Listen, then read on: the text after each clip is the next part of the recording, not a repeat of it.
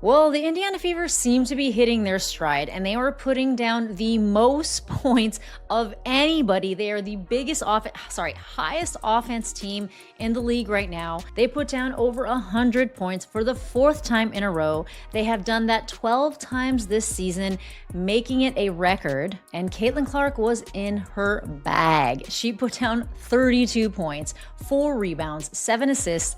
Actually, in her last 4 games, she is averaging 30 points a game, 8.8 assists per game, 4.3 three-pointers made, 2.5 stocks, and she is 56, 50, 90. 4 straight games above 100 points, and Caitlin Clark is suddenly playing like the version of herself the rest of the league hoped would never fully arrive. But the most important part of this win was not the 32 points. It was what Indiana did after a comfortable night nearly turned into another disaster. Way. She did not just score 3-pointers, go left like she always does, although she did do plenty of that. Launches and buries a 3! She was doing stutter step spin fades. Fades, fires, and rolls it home. One-legged floaters. She was hailing those Tom Brady QB1 passes cross court. And tips and leaks out behind the defense for 2. I mean, there were times where she was just playing with her food with those threes. Tonight, shooting 4 for 7. Overall, she went 9 for 14. That sequence tells you exactly why this performance felt different. Clark was not standing 30 feet from the basket waiting for one type of shot. Seattle chased her off the three-point line, crowded her left hand, sent physical defenders into her space, and still could not reduce her to a predictable scorer.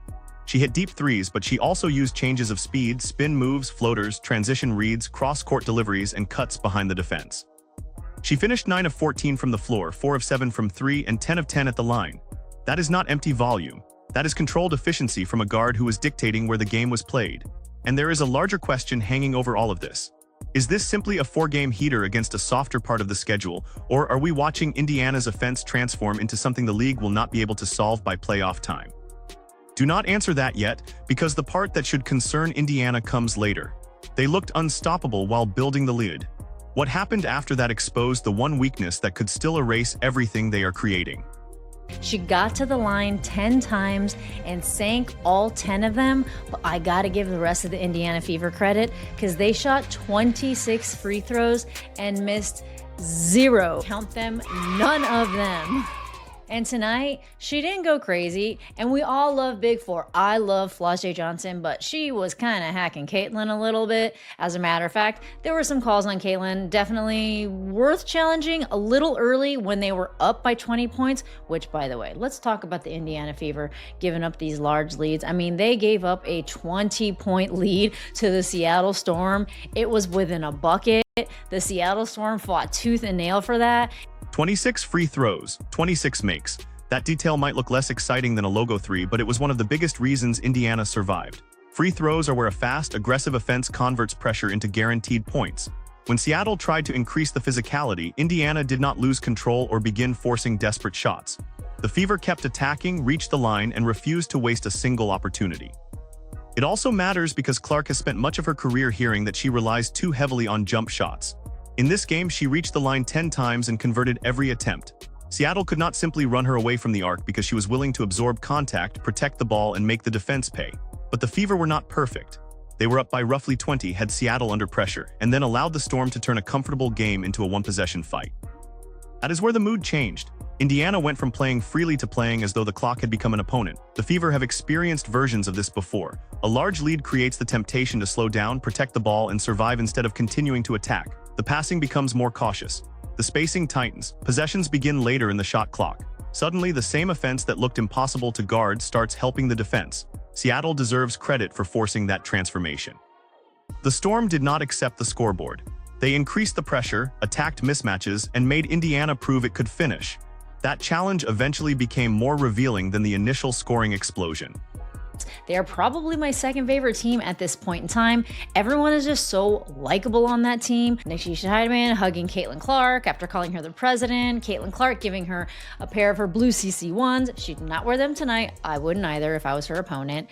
But Natisha Hiedeman, I gotta give her credit because she was just sinking buckets. She was actually the high scorer of the game.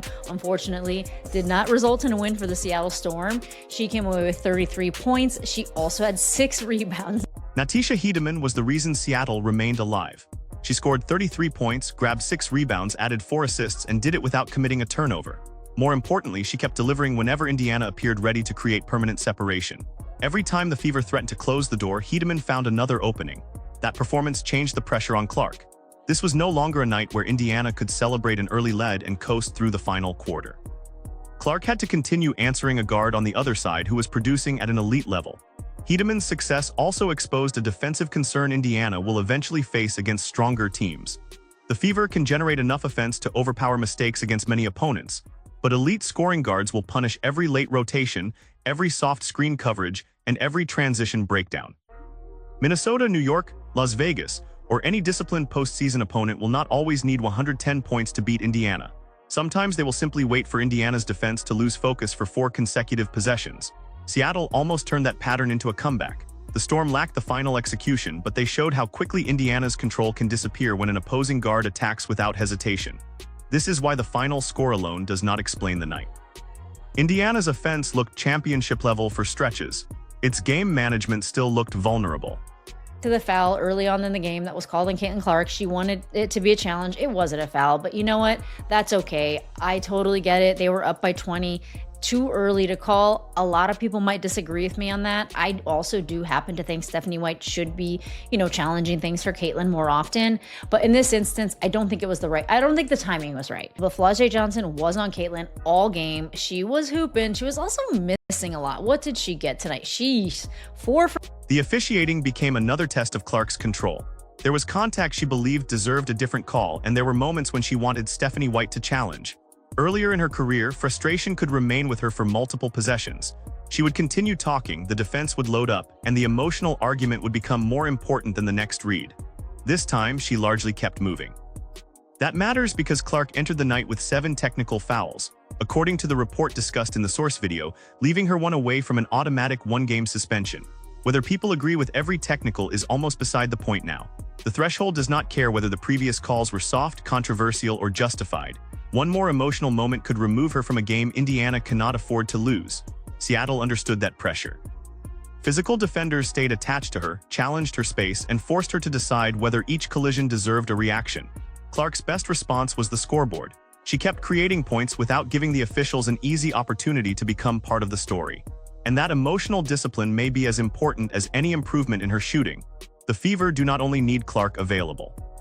They need her directing every possession instead of allowing an opponent to pull her attention away from the basketball. I believe it was in the second quarter. I think that Kelsey Mitchell cannot be overlooked tonight. She was very, very quiet in the beginning of the game, wasn't showing up, wasn't really hitting much.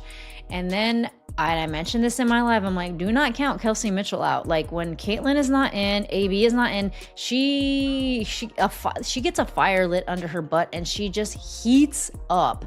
And in this game, she pulled off some magic. And this right here, nobody goes ISO in the league like Kelsey Mitchell. This was just tough. A dazzling dynamic dance from Kelsey Mitchell. She ended the game with 28 points. Then Kelsey Mitchell changed the game. For long stretches, Mitchell was quiet enough that it felt like Indiana might need Clark to carry the entire scoring burden. That is the trap opponents want. They want Clark handling every action, creating every advantage, and eventually wearing down under the responsibility.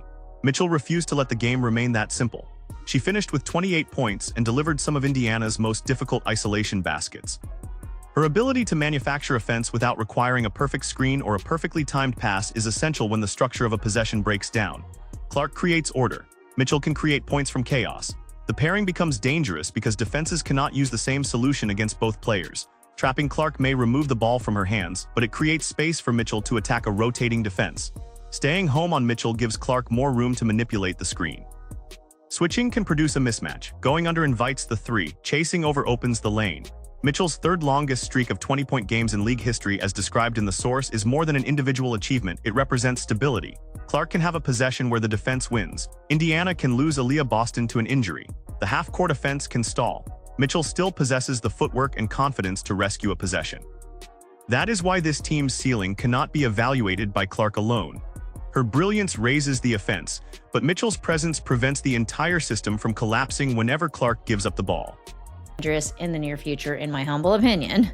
Dominique Malonga was out tonight, so those boards were being crashed in the beginning by the Indiana Fever. Totally dominant on the boards. AB went out, and then the board crashing stopped a lot. I will say Mo Billings did a pretty decent job tonight, coming away with 14 points in 29 minutes and 11 boards, 11 rebounds and assists, and a block. But I gotta say, there was a block that Flau'jae Johnson did on Mo Billings that was just so tough. And I gotta say, Michaela Timpson is looking pretty nice around the glass. Now, she did only have 4 rebounds tonight.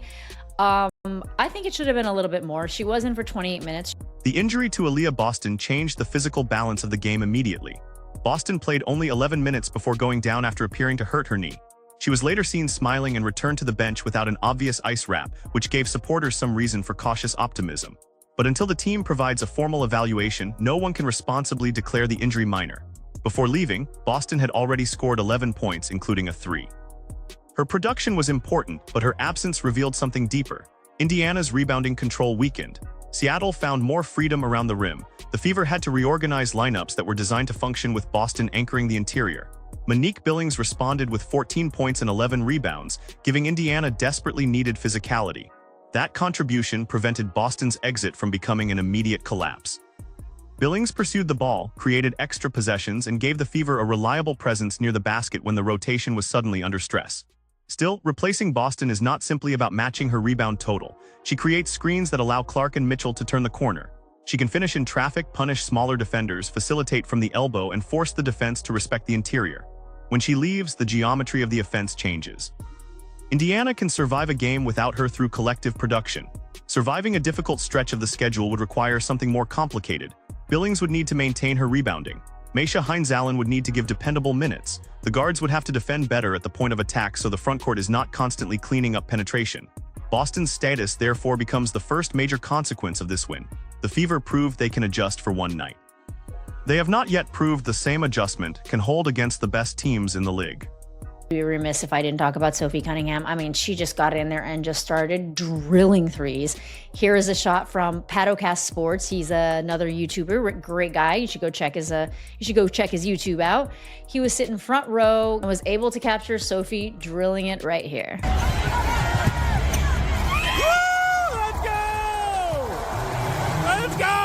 But Lexi Hull, man, she just did not have herself a night. And you know, I was talking about it in the beginning of my live. A lot of people love Lexi Hull, including myself. I do love Lexi Hull, but she is just not putting down starter caliber $1.5 million over 2. Sophie Cunningham gave Indiana the kind of immediate bench shooting that can break an opponent's momentum.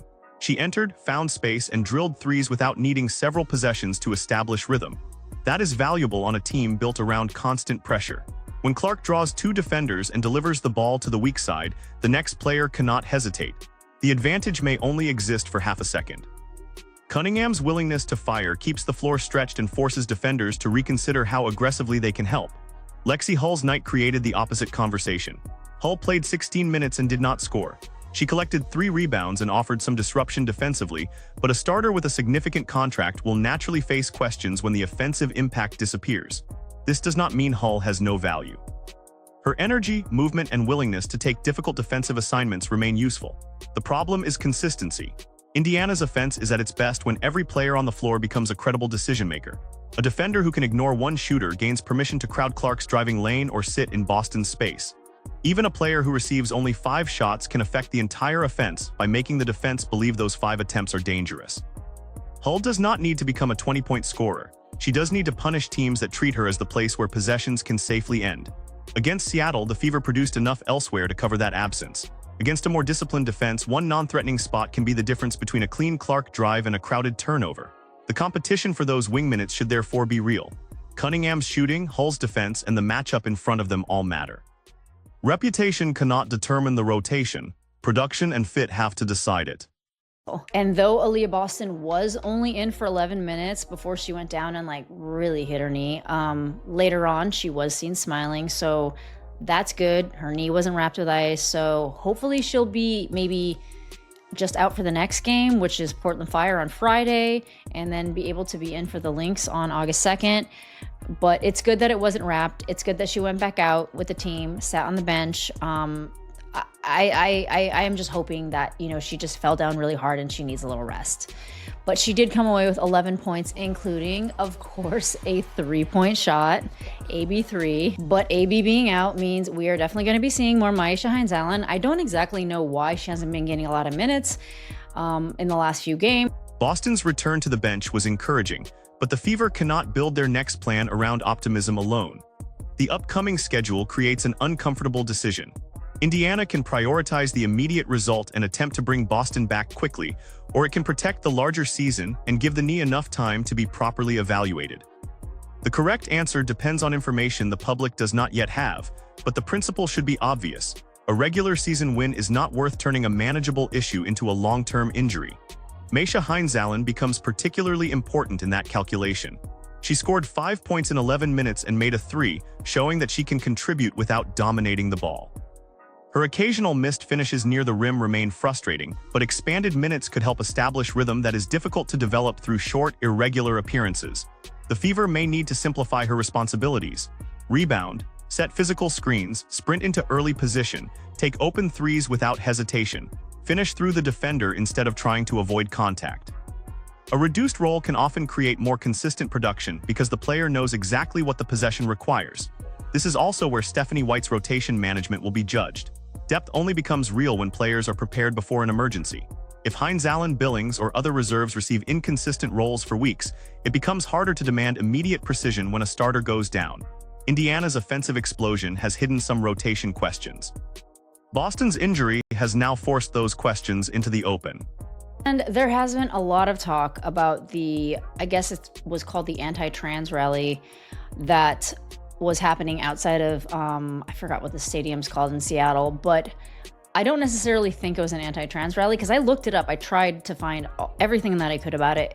I don't believe that there were a lot of people. There were fans of Sophie Cunningham that were backing what she said about no biological men in women's sports, and Roberta Rodriguez, who has been quite vocal on social media lately about getting a lot of hate from Indiana Fever fans, which a lot of people are calling her a bit of like a woke Karen, I guess it is, like not really giving people a lot of evidence for the hate that she's claiming to receive online. I don't know anything about that, and you know, only Rodriguez knows, but she did ask Stephanie White after the game. The conversation then moved away from basketball. A reporter asked Stephanie White about a rally outside the arena that was described in the question as anti-trans, and connected it to public comments attributed to Sophie Cunningham about transgender participation in women's sports. The source video disputed that description and characterized the gathering instead as support for Cunningham's position. Those are competing interpretations, and it is important not to collapse them into one established fact without additional evidence. People attending the event may have had different motives. Critics may view the message as targeting transgender people. Supporters may frame it as defending sex-based categories in women's athletics. The label itself is part of the controversy. What is clear is that the question placed White and the players in the middle of a politically charged debate immediately after a basketball game. A reporter has the right to ask difficult questions. A coach also has the right to avoid speaking for every player in a locker room, particularly when the question assigns motives and ideological labels before the answer begins. The challenge is distinguishing an attempt to obtain meaningful information from an attempt to force a public figure into a pre-selected position. For Indiana, the risk is distraction. The Fever already generate enormous attention because of Clark, officiating debates, attendance, television interest, and competitive expectations. Every additional controversy becomes another subject the team must answer before it can discuss the game. That pressure will not disappear. In fact, continued success will intensify it. The larger Indiana becomes as a sports story, the more people will use the team as a stage for arguments that extend far beyond the standings. The Fever cannot control every question. They can control whether those questions divide the locker room, alter the preparation, or become more important than the next opponent. for that last technical foul that Caitlin Clark received, making it her 7th technical foul against the Sun pretty much in the first few seconds the game started. The word on the street is that the WNBA will not rescind the technical foul assessed to Caitlin Clark during last Wednesday's win over the Connecticut Sun, a league source confirmed to Indy Star. That leaves the Indiana Fever guard with 7 technical fouls on the season, 1 away from an automatic 1-game suspension. And what a soft technical foul that was. But, you know, I guess hey, listen, nothing came out of her mouth tonight. And she was getting hacked a bit by Flau'jae. Again, love Flau'jae. She was just really, really, really on Caitlin, defending her like a gnat. And again, like I said, Lexi's defense, being a gnat last season, suffered. She was getting called for a lot of fouls in the beginning of the season. And it just so happens that, Flau'jae was definitely fouling her a lot. She did end up getting 4 personal fouls, but she definitely... Now we reach one of the most important details surrounding Clark. The technical foul assessed during the previous game against Connecticut was reportedly not expected to be rescinded, leaving her at 7 for the season and 1 away from an automatic suspension.